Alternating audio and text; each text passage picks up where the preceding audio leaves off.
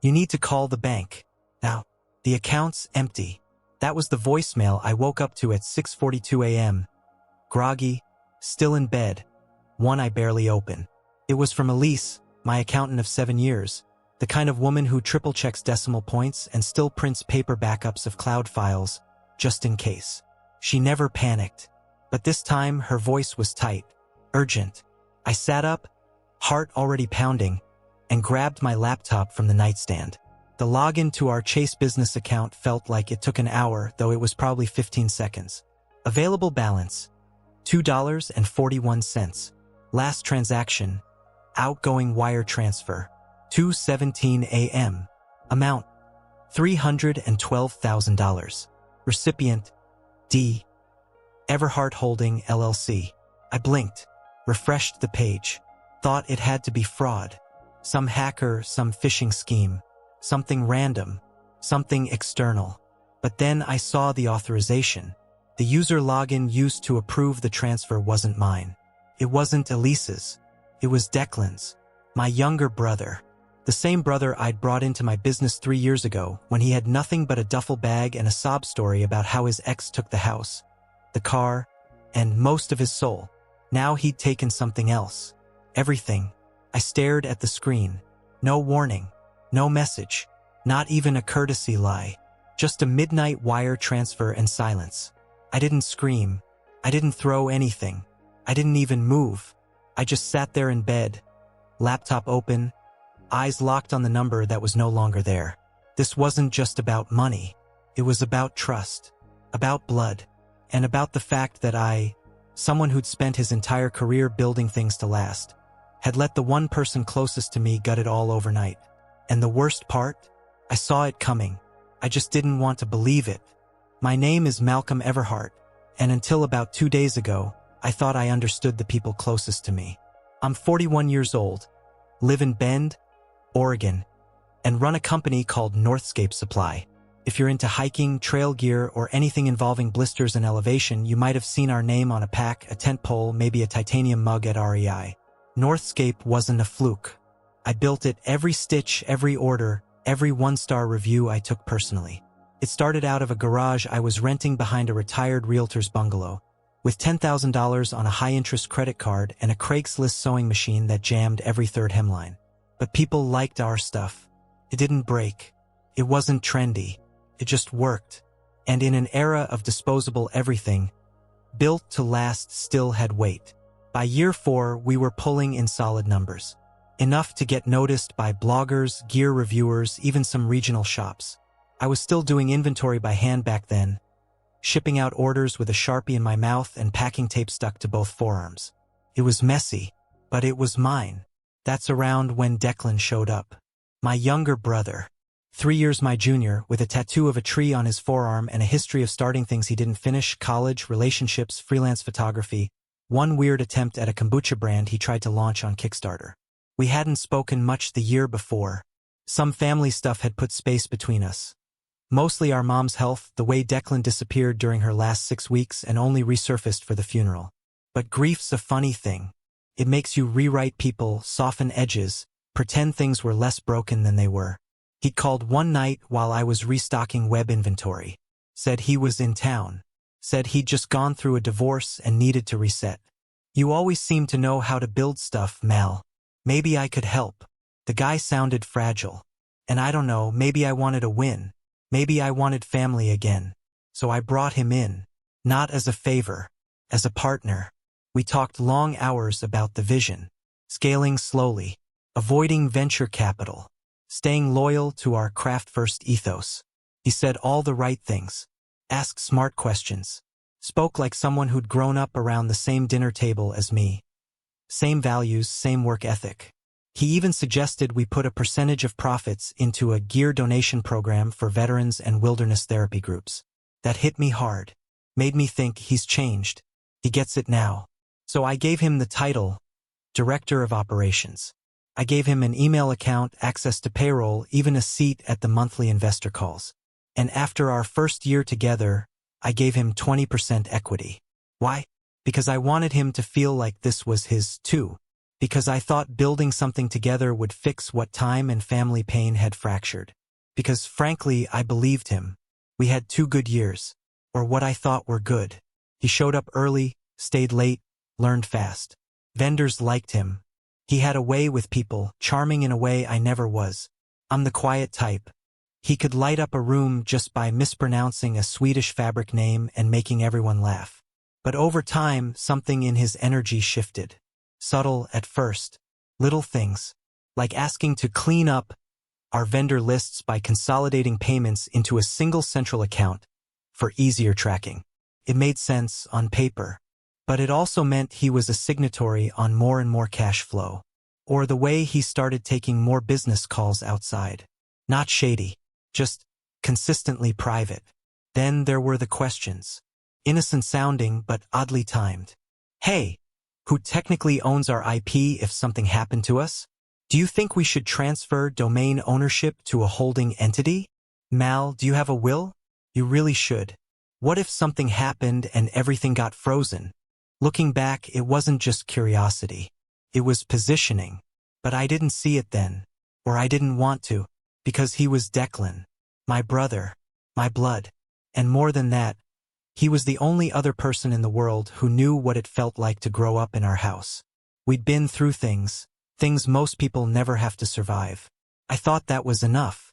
I thought family trumped ambition. I thought wrong. The first real crack in the glass came during a Tuesday morning finance meeting. We were reviewing quarterly vendor payouts, nothing dramatic, just the usual spreadsheet slog. Elise, our accountant, had flagged a couple of redundant invoices from one of our smaller suppliers out in Spokane. Declan leaned back in his chair, twirling a Mont Blanc pen he'd gotten as a gift, and said something like, "We should probably just roll that vendor under the master agreement I set up. Cleaner that way." I paused. "Master agreement?" I asked. He blinked once. "Yeah, that framework we talked about last month, where we batch all the small vendor payments through the Northscape Ops holding account." I looked over at Elise. She wasn't blinking. "We didn't authorize any new holding accounts," she said, her voice cool and clipped. Declan waved it off. "It's just administrative. I used my LLC Everhart Holding as a pass-through to simplify tax reporting. Everything's still accounted for. On paper, maybe, but it was the first time I felt that sliver of unease.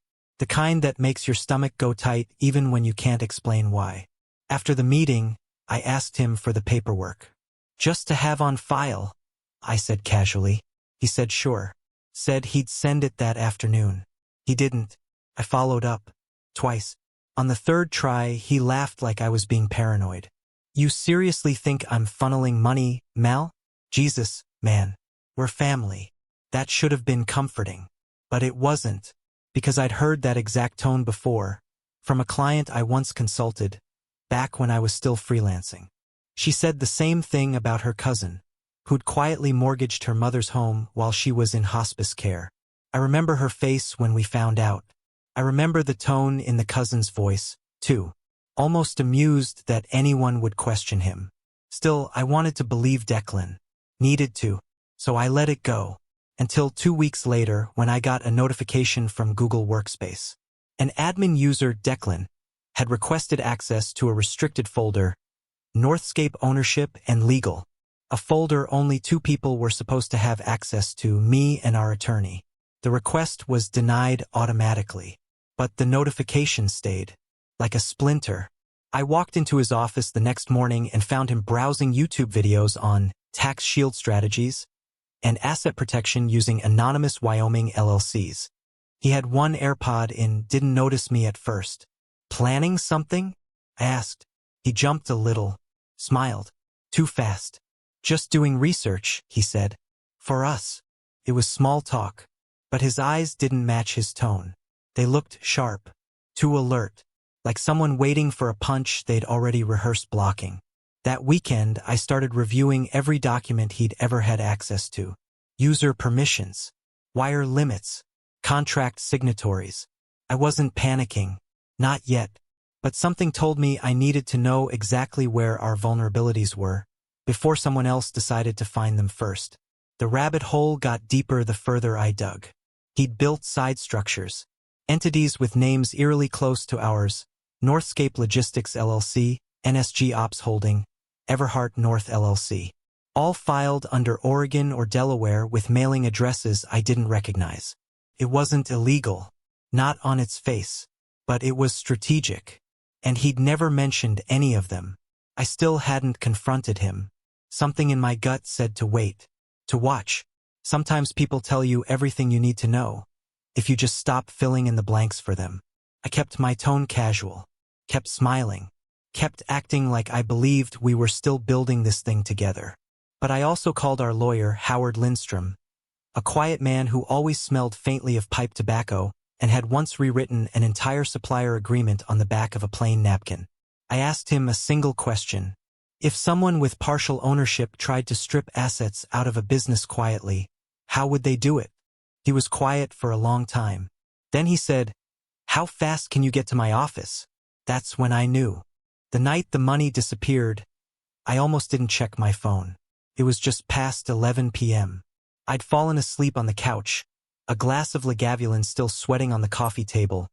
My dog, Juniper, a shepherd mix with a nervous tail, snoring lightly at my feet. The shop had finally closed on a rough fourth quarter, and I was exhausted. Not just physically, but in that deep, soul-dragging way you feel when your gut knows something's off, but your brain keeps making excuses for it. That night, for whatever reason, I woke up suddenly. A noise? A shift in the air? I don't know. But I grabbed my phone without thinking. Just habit. One unread email. Timestamped 2:18 a.m., but it had been flagged as suspicious by my spam filter. Subject: wire transfer confirmation. I opened it. Read it once. Then again. The number hit me first. $312,000. Then the sender, Chase Treasury Services. Then the details. Recipient, D. Everhart Holding, LLC. Authorized by Declan Everhart, secondary signatory, Tier 3 access. Memo, Q4 distribution, Ops consolidation. Completed, 2:17 a.m. Pacific Standard Time. I felt nothing. No rage, no panic, not even surprise. Just a kind of cold. Not outside but inside my chest. Like someone had turned the furnace off in my bones. Juniper stirred at my feet, sensing it. Dogs always know. I sat there, perfectly still, while the realization settled in like fog. He actually did it. He didn't just think about it. He didn't flirt with the idea. He moved the money, in the middle of the night, from our main operating account to his personal shell company. Used an excuse we discussed months ago as a joke, ops consolidation, and made it sound legitimate. And the part that really cracked something in me? He didn't even bother to cover it up. No delayed transfer. No staggered withdrawals. No phony invoices. He went in, took the entire operating reserve, and left $2.41. That number burned into my brain. He left just enough so the account wouldn't flag a closure. Not an accident. A calculation. Like everything else. I checked my phone again. No texts. No calls. No explanations. Just that email. And silence. At 7:04 a.m., Elise called. Her voice was tight, clipped, professional, but I could hear the undertow of panic. "Malcolm, I need to tell you something. The account." "I know," I said. "I saw the wire. It was Declan." She didn't say anything for a full 10 seconds. Then, "I thought he was your brother." So did I. By 8:15, I was outside the Northscape office, staring through the glass at the space we'd built together. Converted warehouse, industrial lights, rows of gear bags stacked with precision, the faint smell of canvas and shipping tape still hanging in the air. Inside, the team was already starting their day. I saw Penny, our fulfillment lead, hauling a box to the back room. Devin, our junior designer, standing at the espresso machine with one sock half on, talking to himself. Everything looked normal. Everything was about to unravel. I texted Declan, "Call me. Now." No response. I tried again. Nothing. By 9:03, I sent a single sentence. "You have 1 hour to explain. Then I go to the police." 2 minutes later, my phone rang. Declan. I let it ring twice before picking up. His voice was light, fake casual, like we were still brothers. Malwo. Bit dramatic, don't you think? Tell me why you did it. Did what? Don't play games. The transfer. The money. All of it. A beat of silence. Then a sigh. Look. It's not what you think. It's a temporary reallocation. I'm restructuring some things to make us more efficient. There's an opportunity one couldn't pass up. You moved over $300,000 without a word. It's still our money, Mal. You used your LLC. That makes it your money. You knew what you were doing. He got defensive. The way people do when they've already crossed the line and are just trying to sell you on the scenery. You've been keeping me in the dark for months, acting like this business is yours alone. I've worked just as hard. You've worked hard, I said. But you didn't build this. You didn't risk your mortgage on a bad batch of zippers. You didn't spend 2 winters eating instant ramen and turning down heating to keep production running. He went quiet. Then, I deserve more. That was it. No apology. No regret. No denial. Just entitlement. Cold, flat entitlement. You'll thank me later, he said, as if this was some favor he was doing. No, I said. What you've done is theft. I hung up before he could spin more. That afternoon, I filed a freeze request on all company accounts. Elise began the audit. I sent a cease and desist letter to D. Everhart Holding, copied to Howard, our lawyer. And I drafted a message to the staff. Not details, just a heads up that operations would be temporarily paused. Because we'd been robbed. Not by some anonymous hacker in another country, but by someone who shared my last name. By the time I left the office that evening, the building felt hollow, like someone had walked through it with a vacuum and sucked out all the oxygen. We didn't tell the team much, just said there had been a technical delay in payroll processing and that orders would resume shipping next week. I could see the questions in their eyes. I just wasn't ready to give them answers yet, because I wasn't focused on the damage. I was focused on the plan. The thing about betrayal is, it either shatters you or sharpens you. And I'd been here before. Not like this, but close enough. My dad used to say, you don't learn how someone feels about you when things are good. You learn when there's money on the table. Declan had shown me exactly who he was. And now it was my job to respond, not with anger, not with chaos, but with structure. With math. With law. With precision. I spent the next 2 days not reacting. Not confronting. Not calling his bluff or threatening lawsuits. Instead, I built a file. Elise pulled transaction histories, bank metadata, Slack logs, email trails. We reconstructed every wire transfer he initiated in the past 6 months. Found patterns I hadn't noticed. Small payments to shell vendors. Consulting fees that didn't exist. One logistics partner invoice that traced back to a PayPal account registered to his personal email address. He hadn't just planned the theft. He'd rehearsed it. I looped in Howard, our attorney, on day 3. We met in his office. Leather chairs, legal pads stacked in meticulous piles, the air smelling like stale coffee and cedar oil. I slid the manila folder across the table. I want to know how screwed I am, I said. He reviewed the documents for almost 20 minutes in silence. Then he looked up. You're not screwed, he said. But he is. He explained it to me in plain language. The business was registered as a C Corp, not an LLC, which meant ownership was based on shares, not just names on paper. Declan owned 20%, yes, but he didn't have controlling interest.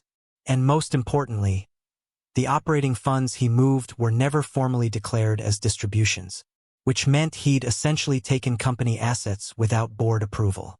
Translation: corporate theft, misappropriation of funds, wire fraud if we pushed hard enough. But Howard leaned back and gave me a look I didn't like. The legal system can fix this, he said. But it'll take time, and it'll be messy. You want revenge? Or you want results? I thought about that. I didn't want revenge. I wanted to win, quietly, cleanly, without letting Declan destroy the company I'd spent a decade building. So we crafted a strategy. Step 1. We froze all external transfers and revoked Declan's access to every system. His email was rerouted. His login credentials wiped. Step 2. We restructured our banking under a new corporate entity, Northscape Revival Incorporated, with completely isolated accounts, protected by dual-authorized key approvals. Only Elise and I had access. Step 3. We notified the board. They were furious. Not at me. At him. 2 of our early investors immediately backed a motion to remove Declan from all official positions pending investigation. Another one, Anna Lee, a former partner at a Seattle venture fund, offered her legal team for civil pursuit if needed. I knew something was off about that boy's smile, she said. Too clean for a man who works in warehouses. Step 4. We prepared for optics. This is something people underestimate, how narrative matters, even in business. If word got out that Northscape had been gutted by its own co-founder, our brand would crater faster than we could spell inventory right off. So we got ahead of it. We drafted a statement about internal restructuring and leadership realignment. We didn't name names. We didn't need to. We just needed Declan to feel comfortable, safe, like he'd gotten away with it, because that was the key. We didn't go to the police yet, didn't file a lawsuit, didn't leak anything to the press. Instead, we waited. And while we waited, I did something most people wouldn't expect. I sent Declan an email. Subject: let's talk. Not over. Not yet. But I want to understand. Meet me Friday. Same place we used to get wings after vendor shows. Noon. He replied within 3 minutes. Glad to hear you're thinking straight. I'll be there. And that told me everything. He thought he'd won. He showed up 10 minutes late, wearing sunglasses inside and a new Patagonia jacket like it was some kind of war trophy. We were at Hickory Jack's, a bar off Galveston Avenue where we used to split wings after trade shows. The kind of place with sticky tables, IPA on tap, and a carved-up dartboard that hadn't moved since 2008. He spotted me in the back booth and smiled like nothing had happened. Like he hadn't drained our business account in the dead of night. Like this was just another lunch between brothers. Malcolm, he said, sliding into the booth like a man with no worries. Good to see you. I didn't smile, just nodded once. Watched him take off his sunglasses with that practiced slowness of someone trying to appear unbothered. He looked smug, relaxed, a little too tan for late winter in Oregon. Probably from the cash advance he pulled after the transfer. So, he said, leaning back, you wanted to talk. I appreciate that, man. I know it's been tense. Tense. That was the word he used for armed robbery. Tense? I repeated. Sure. Let's go with that. He ordered chicken tenders and a whiskey neat. Like this was a celebration. Look, he said. I know you're upset, but this doesn't have to be a bloodbath. You and I, we built something good. Maybe we just outgrew it. Outgrew it. He made it sound like a shirt that didn't fit anymore. Not a betrayal that left 14 employees wondering if they'd still have jobs next month. So what's your offer? I asked flatly. He grinned. He'd prepared for this. I walk with what I took. That's it. No lawsuits. No police. We dissolve the partnership, I waive my equity, you keep the brand. We call it even. I stared at him. Let the silence stretch. I could see he thought he was being generous. Like he was doing me a favor by not pushing for more. 312,000. I said. That's what you took. Technically, it was a pre-distribution. Don't. My voice cut sharper than I expected. It stopped in mid-sentence. I reached into my bag and pulled out a slim black folder. Set it gently on the table between us. He didn't touch it. What's this? He asked. I opened it for him. First page. A printout of the wire transfer, annotated by Elise. Second. A signed board resolution from 3 days ago, officially removing him as officer, employee, and authorized agent of Northscape Supply Incorporated. Third. A forensic audit summary prepared by Elise and Howard's firm, outlining over $420,000 in suspicious activity going back 18 months. Vendor fraud, misallocated invoices, even a few payroll errors where Declan had paid bonuses to ghost employees. He flipped the pages slower now. His fingers weren't as steady. "This doesn't mean anything," he said. But his voice had changed. The edge was gone. I leaned in slightly. "It means enough to freeze your accounts," which we already did.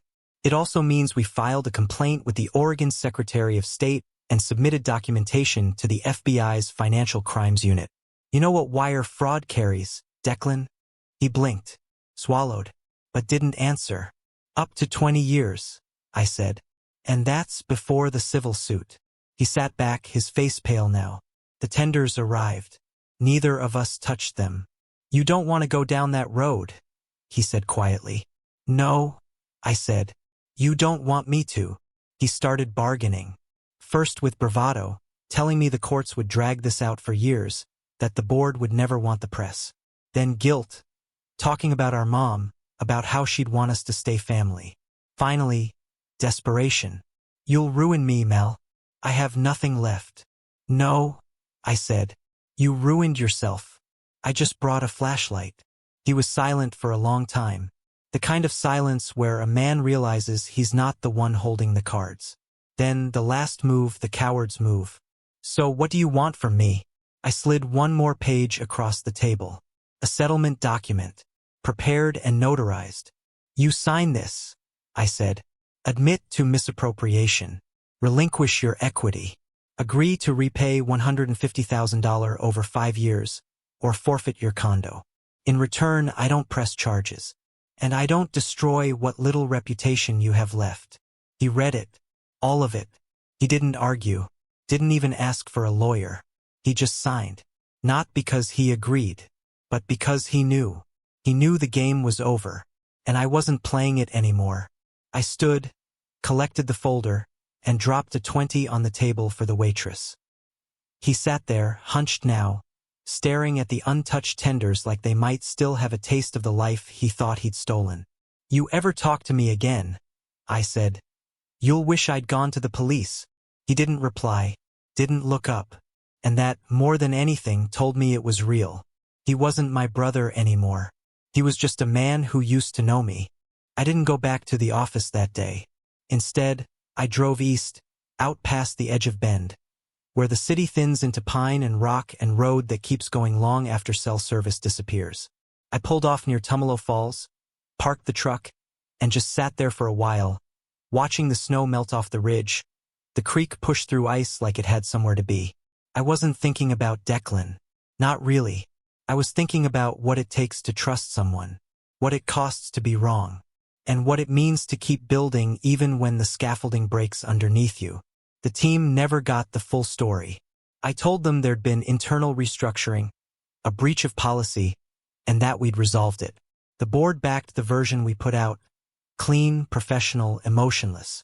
The kind of language that makes lawyers sleep easy and customers keep ordering. Inside, though, I was different. There's a fracture that happens when someone you love proves they were never really standing beside you. They were just standing close enough to reach your pockets. But here's the thing no one tells you. The pain doesn't kill you. The clarity does. Because once you see someone clearly, once the mask drops, you can't unsee it. Declan wasn't the brother I'd tried to believe he could be. He wasn't my partner. He was a parasite with a good smile and a decent pitch. And in the end, he got what parasites always get. Cut off. In the months that followed, I rebuilt quietly. We launched a new product line, trail packs made with military-grade ripstop nylon. Pre-orders outperformed projections. We hired 2 new warehouse techs, opened a second fulfillment center outside Boise, and struck a new retail partnership with an outfitter in Colorado. Northscape didn't just survive. It evolved. So did I. I hired a new operations director, Silas Bowman, ex-military, logistics wizard, not much of a talker, but loyal as hell. We rewrote the internal financial protocols. Triple verification, biometric logins, dual authorization on transfers above $5,000. Every fail-safe Declan had quietly eroded. We rebuilt stronger. Elise stayed on. Howard became general counsel. The board voted to increase my equity to 80%. I didn't celebrate, just kept working. I moved out of the old townhouse. Got a smaller place on the west side. Quiet neighborhood. No HOA. Space for a home office and a little workshop out back where I started fixing old bikes on weekends. Sometimes, when I couldn't sleep, I'd think about our mom. Wonder if she would have seen it. Wonder if she would have believed me. Or if she'd have called it a misunderstanding between brothers. It doesn't matter now. Some things don't get fixed. They get buried. Declan never paid back a cent. After 3 missed payments, we activated the lien on his condo. Sold it quietly through a broker. I never saw him again after that lunch at Hickory Jack's. I heard through a mutual friend he moved to Arizona. Tried launching a new startup in Flagstaff. Outdoor-themed NFTs or something equally desperate. It flopped. Of course it did. Some people build. Some people fake it. And time always tells which is which.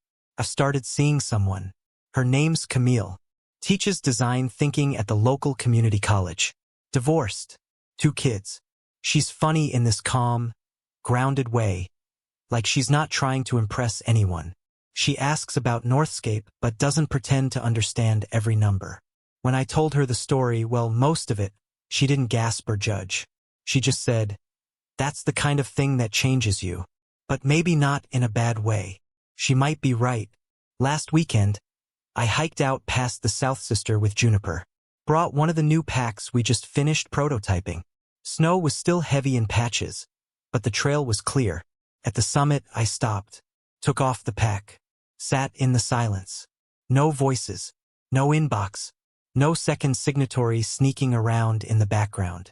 Just the wind, the sound of something honest, something earned.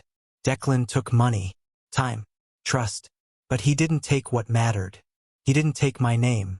He didn't take the company. He didn't take who I am when the world gets quiet. That's the part one kept. And that's enough.